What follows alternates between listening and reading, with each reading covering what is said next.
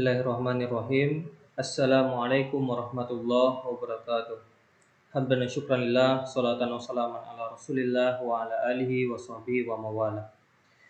Pada hari ini kita akan membahas tentang surat Al-Ma'un, yaitu surat yang ke-107 dalam Al-Quran yang terdiri dari 7 ayat. Surat ini punya banyak nama, di antara nama lainnya adalah Suratul Tin, Suratul Yatim, atau Suratul Takdzib, dan seterusnya. Kita bacakan suratnya. A'udzubillahi minasyaitonirrajim. Bismillahirrahmanirrahim. Ara'aital ladzi yukadzibu bid-din fadzalikal ladzi yad'ul yatim wa la yahuddu 'ala ta'amil miskin fawailul lil musallin alladzina hum an salatihim sahun alladzina hum yura'un wa yamna'unal ma'un. Shadaqallahul azim. Jadi surat ini ada yang mengatakan turun sebagiannya di Mekah dan sebagiannya di Madinah.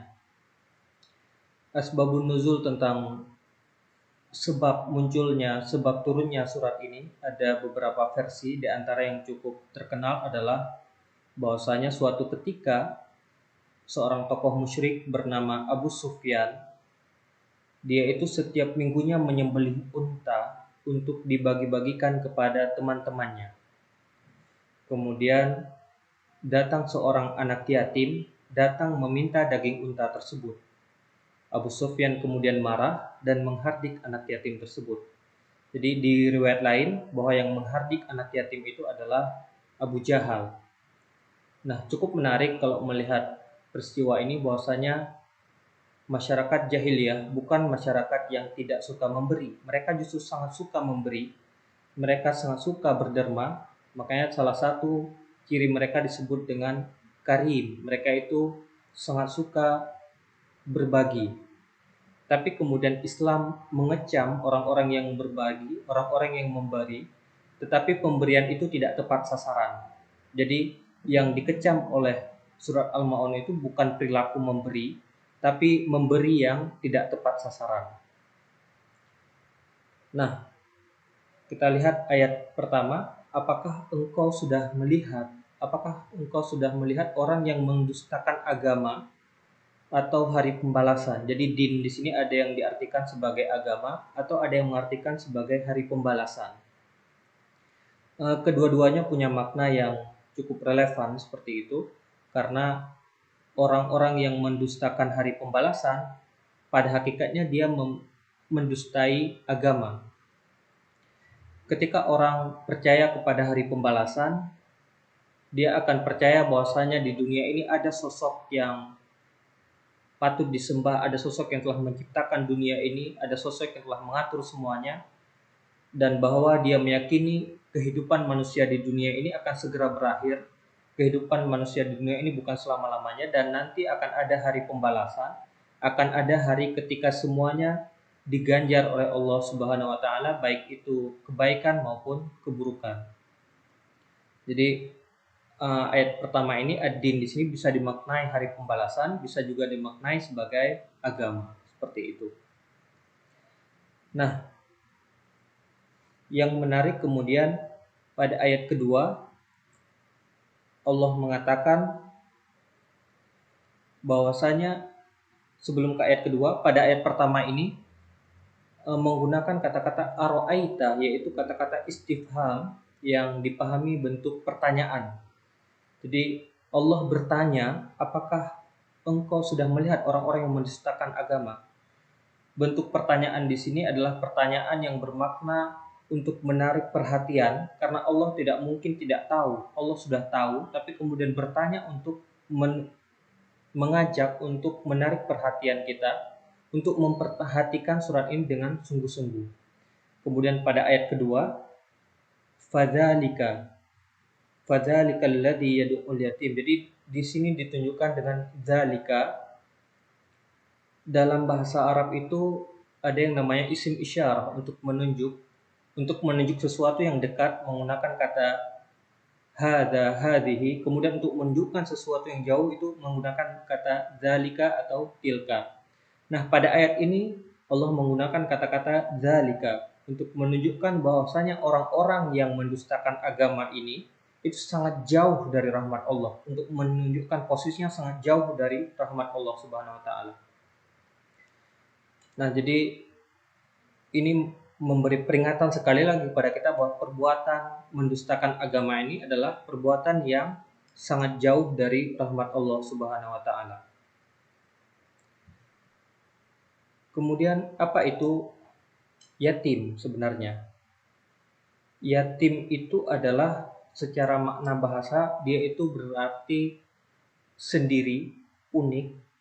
Makanya kemudian yatim juga bermakna keunikan, kesendirian. Jadi yatim ini adalah orang-orang yang lemah posisinya karena tidak ada orang yang mendukungnya, tidak ada orang tua, tidak ada sosok yang memberinya dukungan karena orang tuanya telah meninggal dunia.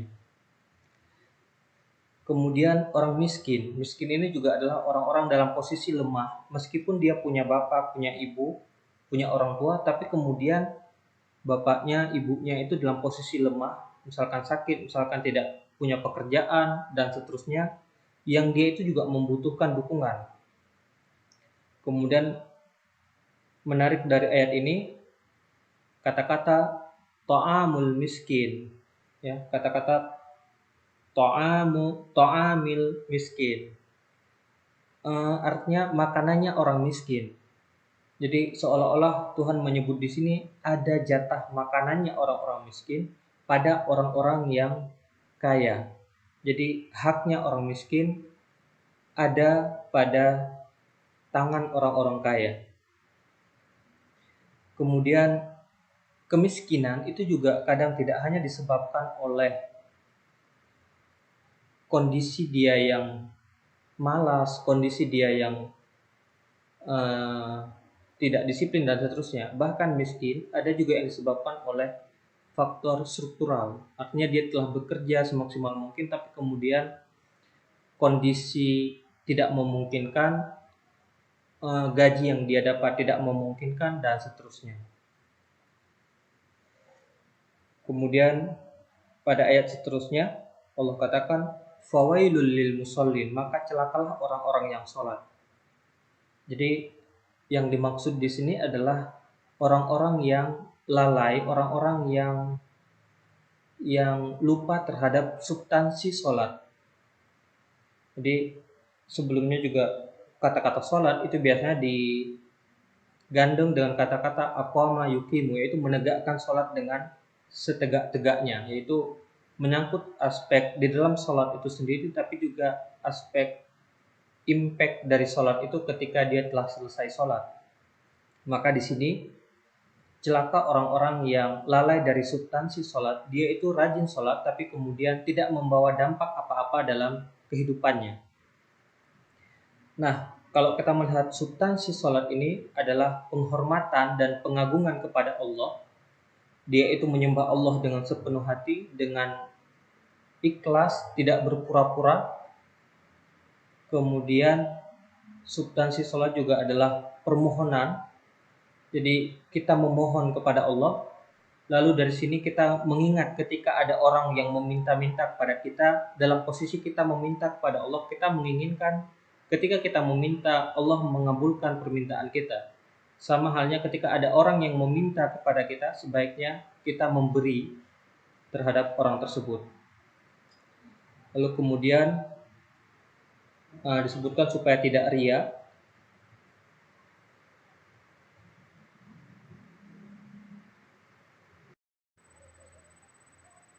Jadi sholat itu dituntut untuk punya dampak bagi kehidupan. Jadi sholat itu dituntut untuk menghasilkan buah dalam kehidupan. Jadi buahnya sholat itu adalah penghormatan kepada Allah Subhanahu Wa Taala atau hablum minallah, dan penghormatan kepada sesama manusia, yaitu hablum minannas, atau juga akhlak kepada sesama. Akhlak kepada Allah, akhlak kepada sesama.